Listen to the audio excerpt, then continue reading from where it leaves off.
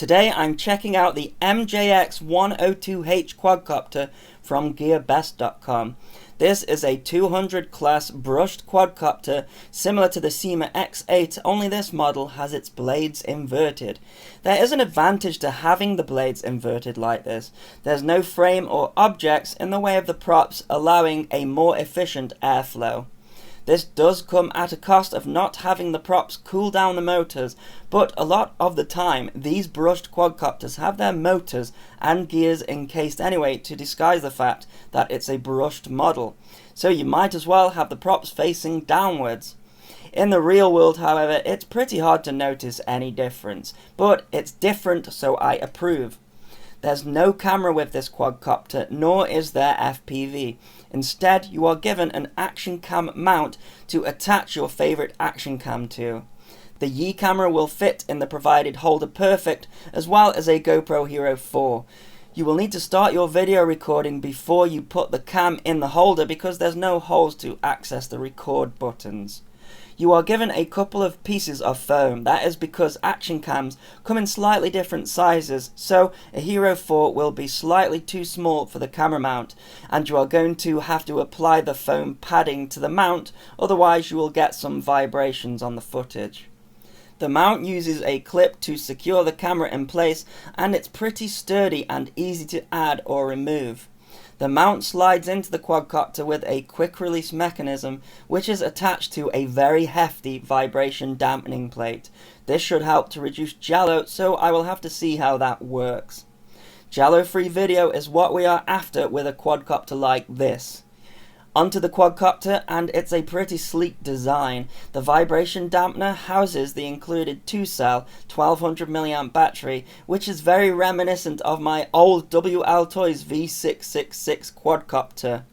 The battery is using a balance plug and JST connector, so I can use it with my hobby grade charger. The quad has 4 LED lights, an on and off switch, and a JST connector that appears from underneath to connect the battery to. There's a micro 1.25 pitch power outlet. I imagine this is for the camera version, but if you want to use it to power your own camera, it's a good option. You are given some landing legs, prop protectors, a bunch of screws, a screwdriver, thumbsticks for the transmitter, and an extra camera mount. I think this might be for attaching a separate FPV kit, but I won't worry about that as I don't have it. There's a spare set of props and a battery charger which uses the balance port of the battery to charge. Lastly, we have the transmitter. You can see that all the sticks are spring loaded, so much like the X8HG we have altitude hold. But because we have to provide our own camera, the price is much cheaper than the X8HG. The transmitter is made out of a really nice smooth material. You have to undo the screw to remove the battery plate with the included screwdriver. It doesn't bother me so much when they include the screwdriver to remove this plate. It's just the worst when you are not given a screwdriver to undo it. I am happy to see that MJX have taken advantage of the spring-loaded sticks, offering all modes 1 to 4, which is pretty rare.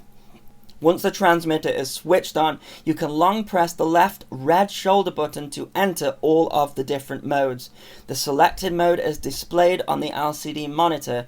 It also remembers the last mode used, so there's no need to change it every time, which is fantastic. Every manufacturer needs to get on top of that. Confusingly though, this button is also used to unlock the quad. A short press does that, and another press will perform an auto takeoff. While the model is flying, another short press will perform an auto landing. The LCD displays the transmitter's battery level as well as stick position. You also have a green LED to show that the transmitter is powered. As mentioned, this is not the camera version of the quadcopter, however, the throttle up and down trims act as video or photo start and stop functions. The far right button is the rate button. You are given 2 different rates, low and high. The button next to that is non-functional and is perhaps utilized for a different model. The last button is on the far left. This one is a bit confusing again, but when the quad is not in headless mode, a short press turns the LEDs on and off. a 2-second long press puts the quad into headless mode, and another 2-second long press takes it out of headless mode. When the quad is in headless mode, a short press of this button sends the quad into one key return. I will not be using any of these modes. They are not good for beginners, and they are not much use for experts either, and that button configuration is confusing. To calibrate the quadcopter once bound, you can pull both of the sticks to the bottom right for 2 seconds. The lights will flash quickly and then return to a solid state, and the accelerometer and compass have been calibrated. They recommend that you do this before every flight, perhaps to calibrate the compass for using headless mode, which I won't be using anyway. Lastly, you can disarm the quad at any time, even in flight, by pulling the sticks to the bottom left and right hand corners. So be careful of this if you are having a go at doing funnels, as this may cause the quad to drop out of the sky. Okay, so let's get and take this thing for a fly. I have to see if I can remember the button sequence. I think it's a short press of that to arm the motors, and then another short press to do a takeoff. I've got my Yi camera installed and it's recording, so let's give it a go. Another one.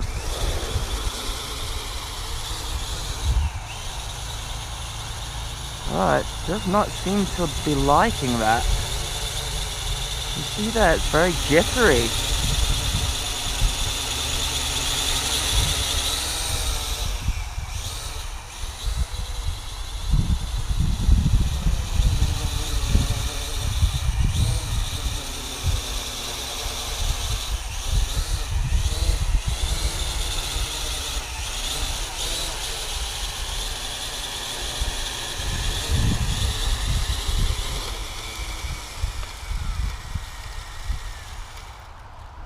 It does not like that at all. Let's try taking the Yi camera out and see if it flies better, because that is not cool. That did not like that at all, so I've taken the camera module off and let's see how it flies. So I'm going to press that button and then again for the takeoff. And the jitters have stopped. That seems much better.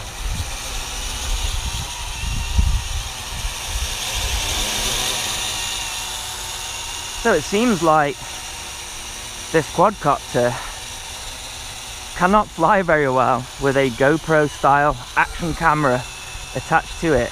So that was the Yi camera attached.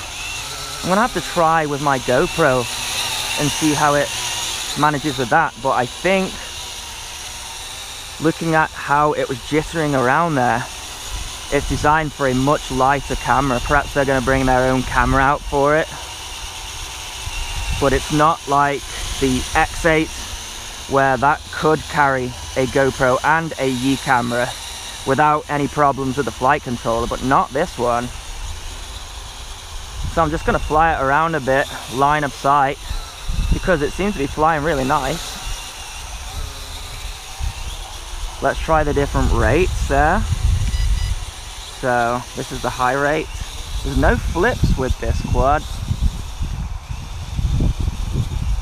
I guess that's because it's meant to be a camera platform.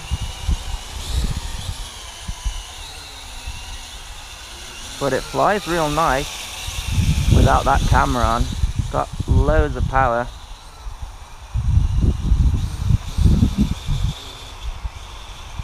It takes a little time to descend. That's full down for its descent. No wobbles or anything, but it's taken a while. So that's still full down.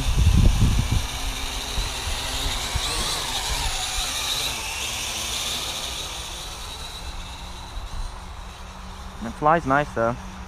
Let me show you that again. Actually, there we go, it's leveled out a bit. So the altitude hold works fine, but it takes some time to come down. See, that's full down there. If I put full up in, that looks to be limited as well. So I'm flying it around here to see how long it takes to come down. It's very slow, but it does come down. Still full down. It does come down. But I imagine in windy conditions it would appear not to. Let's do a bit of fast flying.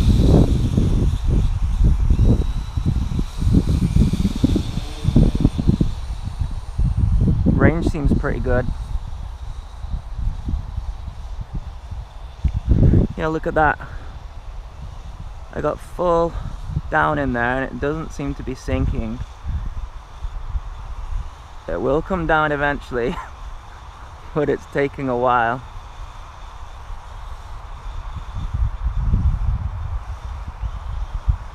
That is taking a while to come down. I would not go too high with this one. Look at that, full down, still not coming down.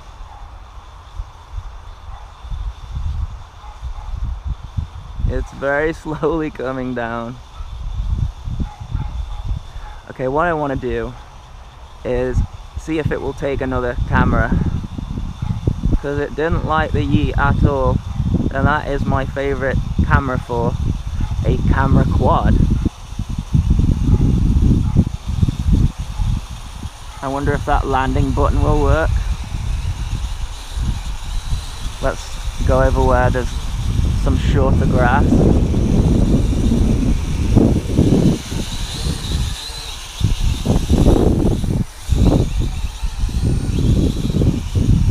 There isn't really any shorter grass.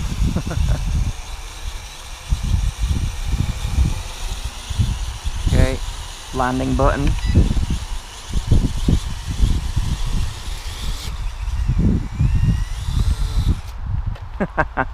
The landing button works, but it didn't disarm the motors. Looks like we have an LVC there as well. Let's go and try a different camera. So I've attached my GoPro 4 to this thing. However, I don't think it's going to make any difference, because the GoPro 4 is about the same weight as the Yeet, might even be a little bit heavier. But let's just confirm that by trying it. So press the red button, and again to take off. Yeah.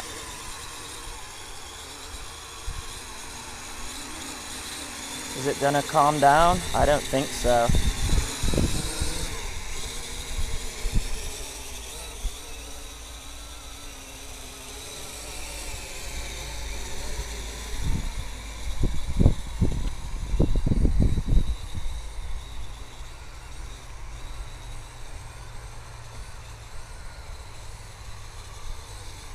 So that's a bit of a fail in my opinion.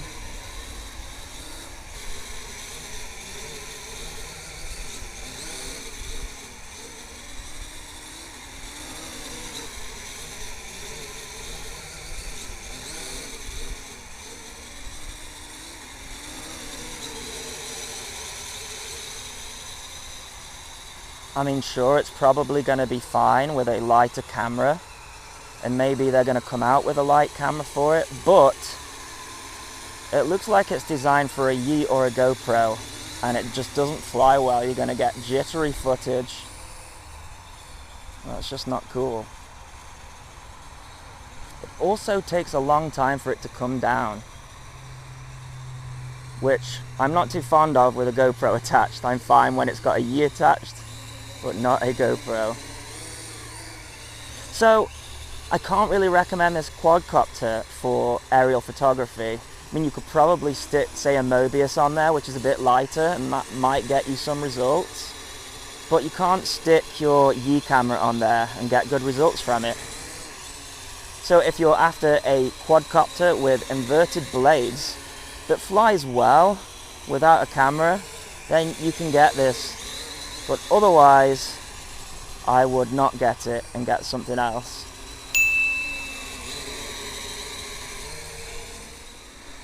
I think I'm going to bring it in for a landing.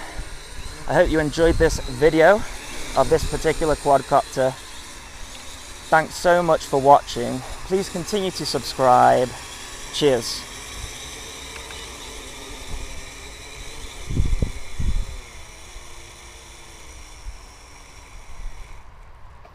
I landed it without it flipping over.